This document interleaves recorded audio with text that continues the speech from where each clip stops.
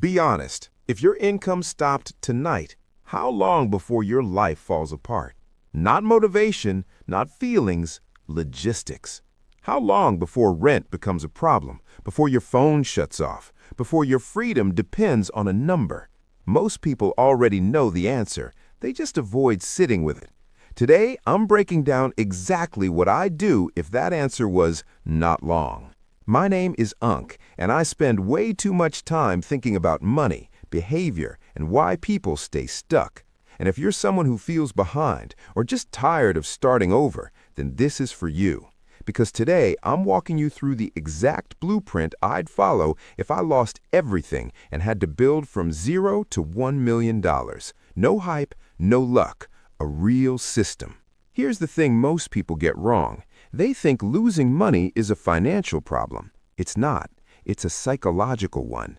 Because the moment money disappears, your time horizon collapses. You stop thinking in years and you start thinking in days, bills, relief, fear, escape. A brain in survival mode does not build wealth. It looks for exits. That's why people who are broke chase risky plays, fall for fake mentors, and start and quit a new plan every month. This isn't opinion. According to the Federal Reserve, almost 60% of Americans can't cover a $1,000 emergency without debt. They aren't running a wealth plan, they're running a damage control plan. You have to realize this. You don't build money first, you build stability first. Because without stability, every decision is emotional, and emotional money always disappears. So if I lost everything tomorrow, my first goal wouldn't be investing or entrepreneurship or passive income. My only goal would be this: create financial oxygen. Because broke people don't fail from lack of ideas, they fail from suffocation. My target would be $3,000 to $5,000 cash as fast as possible, not to feel rich, to breathe. Because when rent is covered and food is handled, your IQ literally goes up. You stop forcing plays, you stop gambling, you stop needing every move to save you. How do I get it? I sell time before I sell vision. A job, freelance work, local services, anything legal that pays now. Let's say I'm making $20 an hour. 40 hours a week is about $3,200 a month. If I live cheap and stack $1,200 a month, in 3 or 4 months I've got real breathing room. That little emergency fund isn't about money, it's about power. It gives you space, and space creates strategy.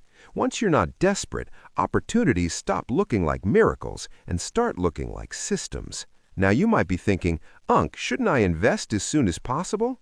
Here's the truth. Percentages don't save broke people. Inputs do. A 10% return on $2,000 is nothing, but increasing your income to $80,000 a year is life-changing. So phase 2 is simple. Build an income engine, a skill, a service, a product, something people already pay for that I can get better at that rewards performance. Because income is the engine, investing is what you do with the exhaust. At $2,000 a month, you're surviving. At $5,000, you're managing. But at $10,000 a month, money becomes a tool. And once money becomes a tool, you stop worshiping it. That's when it multiplies. Let's talk numbers. Say I build myself to $8,000 a month. I live on $3,000. That leaves $5,000 a month to deploy. That's $60,000 a year. The first $100,000 is not built by market returns. It's built by aggression, by saving, by skill, by output.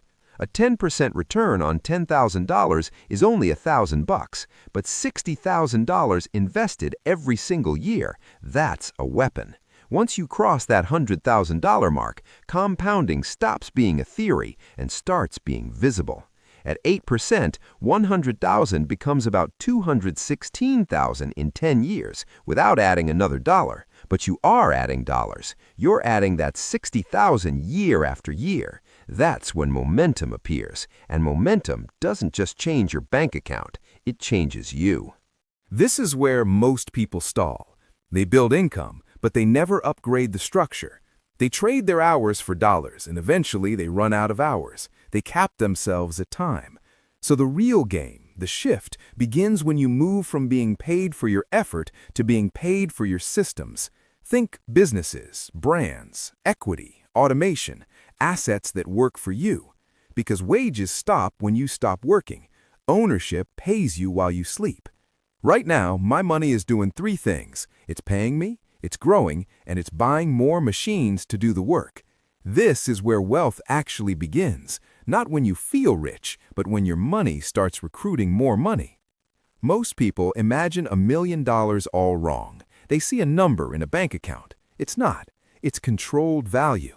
It's a portfolio of businesses, assets, cash flow systems, and investments that you direct.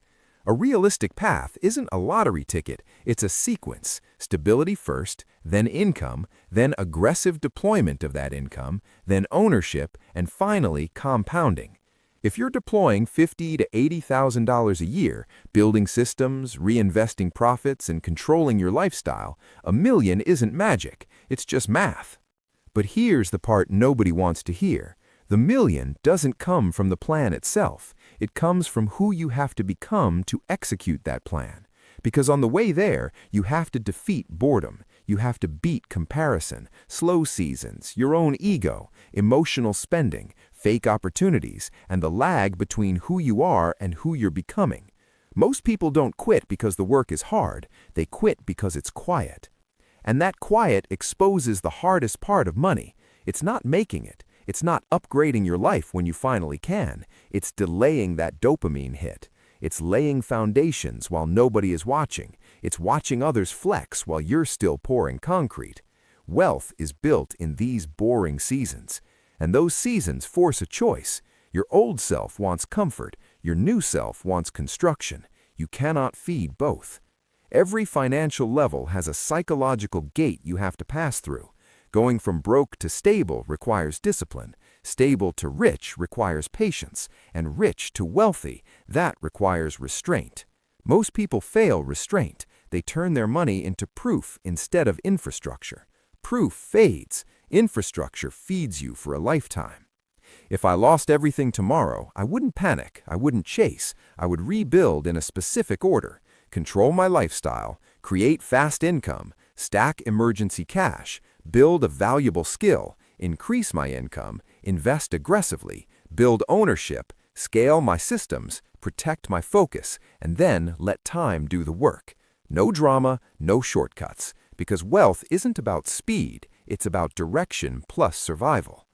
Ultimately, most people don't need more motivation, they need a framework. Because once you know the order of operations, your emotions stop running your money. And if you're at zero right now, you're not behind. You are at the only stage where habits change the fastest, where discipline has the highest possible return. And if you actually run this blueprint, one day you'll realize something incredible. You didn't just build money, you built someone who can't go broke. And that is real wealth.